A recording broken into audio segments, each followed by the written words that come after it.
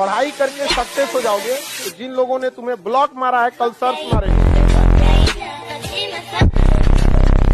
आप भले 1 साल लेट से तैयारी करो लेकिन 1 साल लापरवाही मत करो। अपने आप से आज पूछ लो, अगर मन भटक रहा है इधर उधर तो हम कहते हैं कि 1 साल तुम देर से ही चालू करो लेकिन बीच से मत लौटो, क्योंकि आधे रास्ते से लौटने से बेटर है कि उसी रास्ते पे आगे चल दो, क्योंकि उतनी ही दूरी तय करनी पड़ेगी। लौट के आओगे तो खाली हाथ रहोगे, चल जाओगे तो मंजिल मिलेगी यहाँ पर। अगर आपके अंदर जिम्मेदारी है ना तो आप यकीन मानिए आप चैन से सो नहीं पाएंगे। जिम्मेदारी ऐसी चीज होती है जो रातों की नींद छीन लेती है। रात में जगने वाला हर लड़का आशिक नहीं होता। वीडियो देखने से पहले मेरे चैनल को सब्सक्राइब करें और बेल आइकन के घंटे बजा दें ताकि सबसे पहले आपके पास मेरा वीडियो पहुंचे। जब भी पढ़ने में मन न लगे तो याद रखिएगा, अपने माँ बाप का एक बार चेहरा देखिएगा। समझ आ गया कि नहीं? पीटी एग्जाम निकालना है, अपना चेहरा देख के कि हमें कुछ बनना है।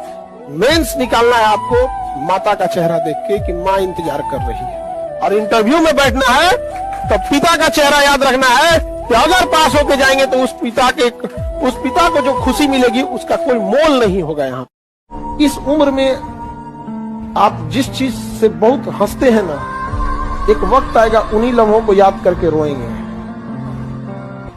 अभी जिस चीज को लेके बहुत खुश होते हैं, यही सिलसिला चला तो 5 साल बाद उन्हीं लम्हों को देख के आप रोएंगे। और आज जिसके लिए आप आंसू बहाते हैं, अगर पढ़ लिख के कामयाब हो जाएंगे तो उन आंसुओं को याद करके हंसेंगे कि कितने बेवकूफ थे, किसके लिए आंसू बहा रहे थे। समझा?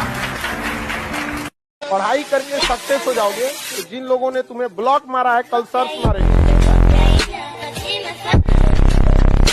आप भले 1 साल लेट से तैयारी करो लेकिन 1 साल लापरवाही मत करो। अपने आप से आज पूछ लो, अगर मन भटक रहा है इधर उधर तो हम कहते हैं कि 1 साल तुम देर से ही चालू करो लेकिन बीच से मत लौटो, क्योंकि आधे रास्ते से लौटने से बेटर है कि उसी रास्ते पे आगे चल दो, क्योंकि उतनी ही दूरी तय करनी पड़ेगी।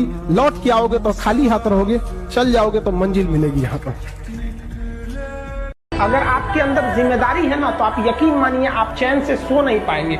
जिम्मेदारी ऐसी चीज होती है जो रातों की नींद छीन लेती है। बस उतना काबिल बनिए लोग ना कि जब नीचे बैठना पड़े तो लोग हैसियत नहीं बल्कि कहें संस्कार क्या मिला। और जब माँ बाप को खरीदारी कराने ले जाइए तो कभी कोई चीज खरीदने से पहले ना प्राइस ना देखना पड़े। माँ बाप को पसंद आ गया पैक कर दो, उस लेवल तक जाना। इतना ही पैसा रखो, ज्यादा नहीं आप बस। अगर जिस दिन अपनी रॉयल्टी देखनी है, अपनी औकात देखनी है, बहुत कड़ा वर्ड का यूज करें, अपनी औकात देखनी है तो अपने पिताजी का पैसा इस्तेमाल करना छोड़ दीजिए। शाम तक आपको अपनी औकात समझ में आ जाएगी। आप अपना पेट नहीं पाल सकते हैं, प्यार करने निकले हैं। शाहजहां ने भी ताजमहल बनवाया था तो खुद के पैसे से। जिनके पास शिक्षा नहीं रहती है ना, गांव में आज भी देखिएगा तो उनको ये इंतजार रहता है लड़कवा कब बड़ होगा, लड़कियां कब बड़ होगा। केवल 2 चीज के लिए, लड़कियां बड़ हो जाए उसका ब्याह करा के भेज देना है। जैसे इंटर पास की पिया छौक न जान गई, ब्याह करा के भेज दो। और लड़कवा जैसे बड़ा हो गया उसको कमाने भेज दो। किस तरह से कमा रहा है इससे कोई मतलब नहीं है, कोई मतलब नहीं है। बेचारा कितना घंटा काम कर रहा है, ओवर टाइम कर रहा है, वहाँ उसको रहने के लिए सही व्यवस्था है कि नहीं है, खाना सही से मिले, कोई मतलब नहीं। बाबू दिवाली आ रहा है, दशहरा आ रहा है, घरे पैसा भेज देना। आप लोग खुश नसीब है जो आपके माँ बाप यहाँ पढ़ने के लिए भेजे हैं। अच्छा इंसान होना चाहिए, चाहे वो सरकारी नौकरी में रहे या प्राइवेट नौकरी। एक अच्छा इंसान अगर आपको सूखी रोटी खिलाएगा ना, आप इज्जत से खाइएगा। और सरकारी नौकरी वाला ताना दे के महल में रखेगा ना तो अच्छा नहीं लगेगा। लेकिन ये आप लोग के माँ बाप को समझ में नहीं आता है। एक से एक कमीना मिलेगा, सब पैसा की कोई कमी नहीं है, लेकिन देख के नफरत हो जाएगा उनसे।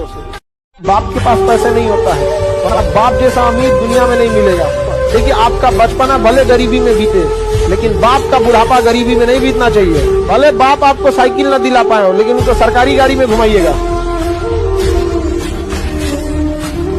कल के समाज में ना देखते हैं लड़का लोगों को हम ये कहेंगे कि तुम जिस माँ बाप ने तुम्हें जन्म दिया तुम उसकी सेवा नहीं करते हो और सोचते हो कि दूसरे घर से लड़की लाए हैं और वो बहू बन के सास की सेवा करिए। सोना को जंग लग जाए तो लोहा से कौन उम्मीद रखेगा।